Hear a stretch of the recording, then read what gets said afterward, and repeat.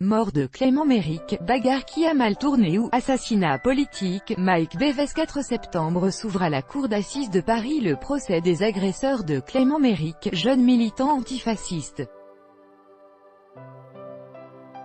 Brics entre Antiface et Skin, qui a mal tourné ou assassinat politique, est-il mort de coups portés avec ou sans poing américain ou d'une chute lors de la rixe? La justice devra faire la lumière sur cet événement tragique.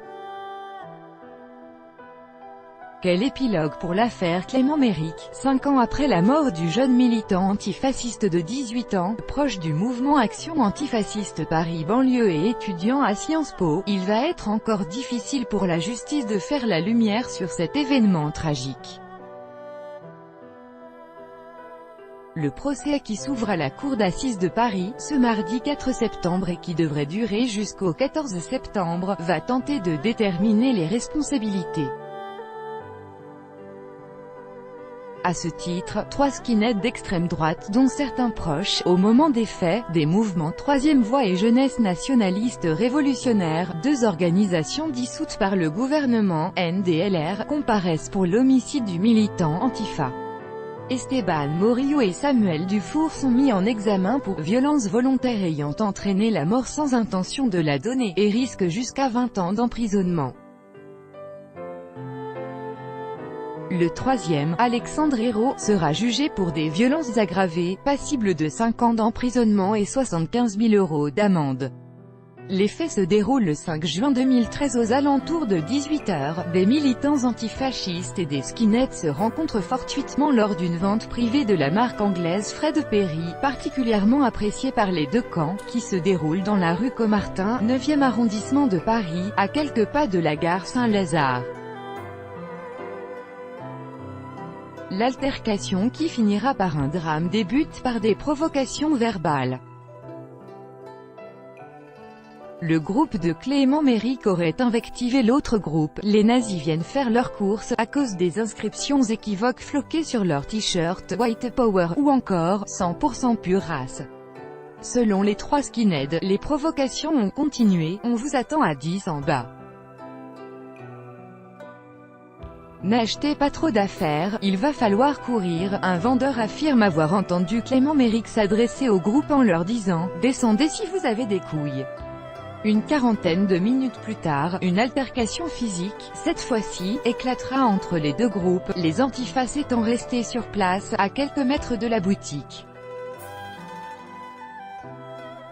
Si chaque camp déclare que l'autre a commencé, l'issue sera mortelle pour Clément Méric, qui succombera le lendemain d'une hémorragie cérébrale causée par plusieurs coups reçus au visage ou sa chute au sol, consécutive à ces coups. Des enjeux pour la justice sera de déterminer si les coups ont été portés avec ou sans poing américain, un élément qui pourrait démontrer une préméditation.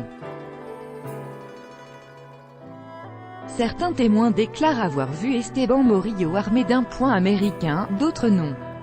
Or, Esteban Morillo a déclaré, lors de sa garde à vue, que Samuel Dufour frappait les antifas avec un poing américain. Dans des SMS à un ami, Samuel Dufour écrivait « Salut, j'ai frappé avec ton poing américain ». L'ami en question lui rétorquait « Sérieux, qu'est-ce que tu as fait encore ?» Dufour répondait alors « Bah il est parti à l'hôpital, MDR, mort de rire, NDLR, et un peu plus tard dans la soirée, 5 contre 3, on les a défoncés. » La défense, quant à elle, plaidera en faveur de la thèse d'une rixe qui a mal tourné et rejette l'utilisation de poings américains. Nous souhaitons que M. Morillo soit jugé strictement sur les faits. Il a frappé 2 fois, à main nue, lors d'une bagarre. A déclaré à l'AFP un de ses avocats, Antoine Maisonneuve.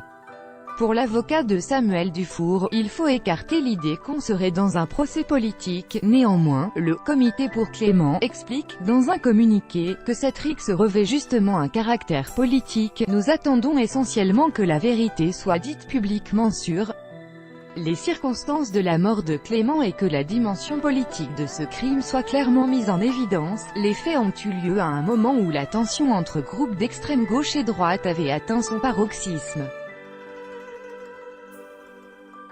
Le syndicat Solidaires étudiantes ES, auquel appartenait Clément Méric, abonde dans ce sens et dénonce un assassinat politique.